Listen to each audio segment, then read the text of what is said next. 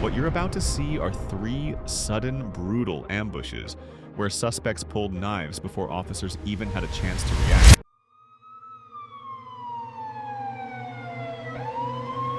On October 3rd, 2024, in Woodbury, Connecticut, on a quiet afternoon, Officer Tim Wright spots a dark Jeep Cherokee with registration violations.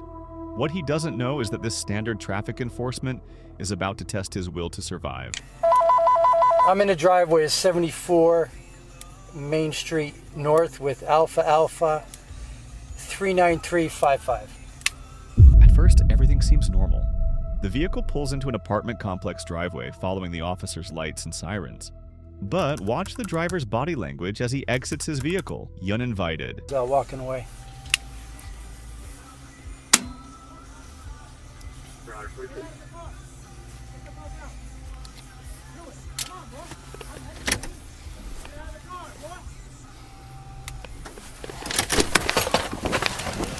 Officer Wright immediately recognizes the danger signs, an aggressive demeanor, refusing commands, but nothing could prepare him for what happens next.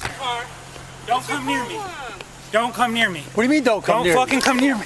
Don't Tyler, don't Tyler, don't Tyler, don't Tyler, don't Tyler, don't Tyler. Tyler,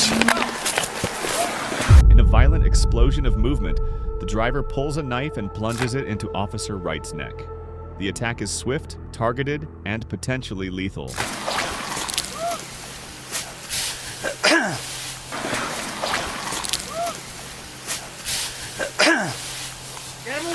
I don't know if he stabbed me.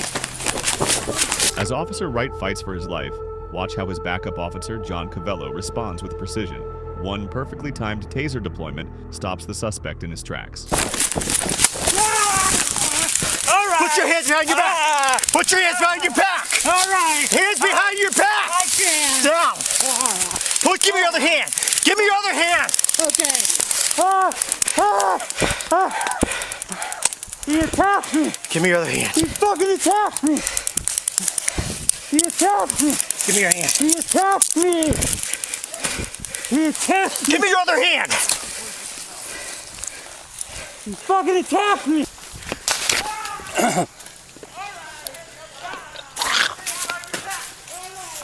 LC 4012.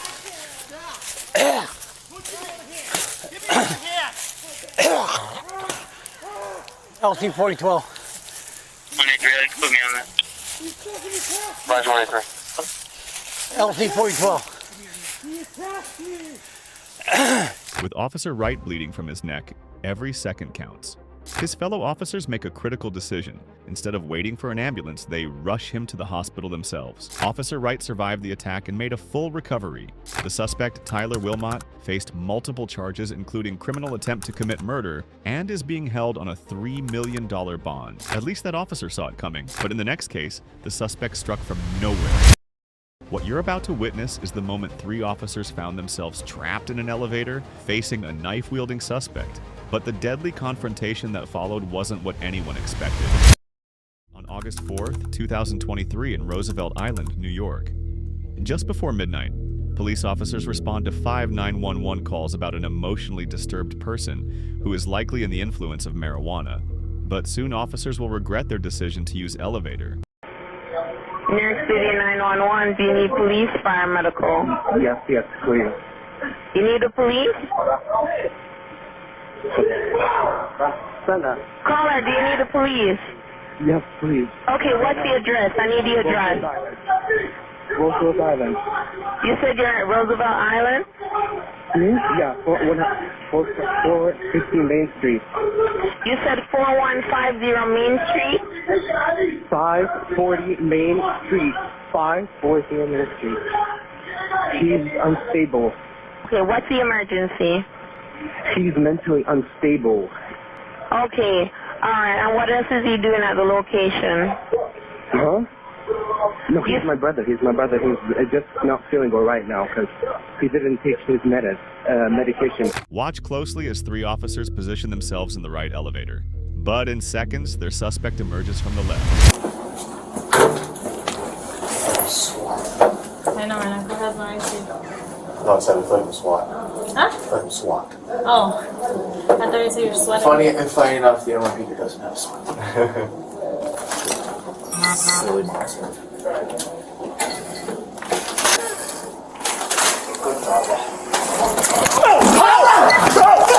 The knife comes within inches of an officer's face. But this is only the beginning. Keep your eyes on the armed suspect as he makes a fatal decision. Trapped in the elevator, officers have nowhere to retreat. The taser failed. They must make a life or death choice.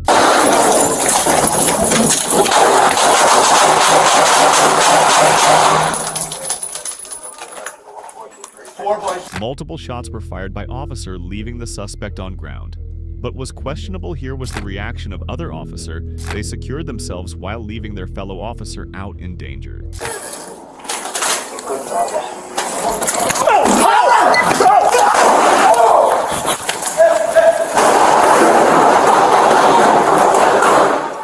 Central, shots fired, main. The suspect was pronounced dead at the hospital. No officers were seriously injured in this incident. These officers barely made it out, but the officer in the next case wasn't so fortunate. In the darkness of an October night, 4 officers respond to help someone in crisis.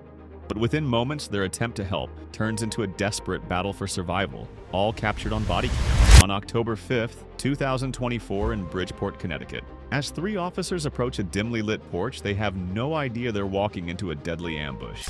Which is probably why we shouldn't close it, right? Yeah, I didn't think about that. He was spitting all over I know. us. You don't know calm, you don't know reason, you know a hospital. Which hospital do you go to? I'll go to fucking elevator. Let's see if Dad can open it. Sir! Can you unlock the door? Watch closely as the officers maintain a calm dialogue with Huntley Jackson, who stands in his doorway. But pay attention to his positioning. He's about to exploit this confined space to launch a savage attack. Do this. Who are you? What's your name? What's your name? What the fuck? This is why we don't do this shit, man. Get out of the room. Get out of the room.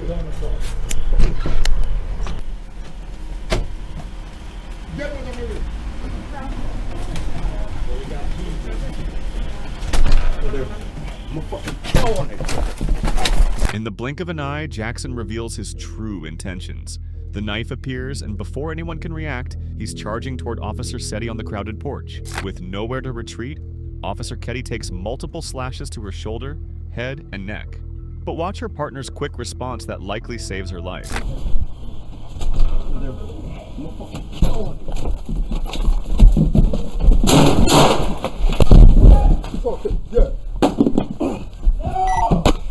Shots fired. Don't move! Don't fucking move! Don't fucking move! Officer Setti survived her injuries and was released from the hospital. Jackson, who also survived, faces attempted murder charges with a $750,000 bond. Surviving a gunfight is one thing, but a blade at close range? That's a whole different nightmare. These officers lived to tell the story, but not without a painful reminder of how fast the job can turn deadly.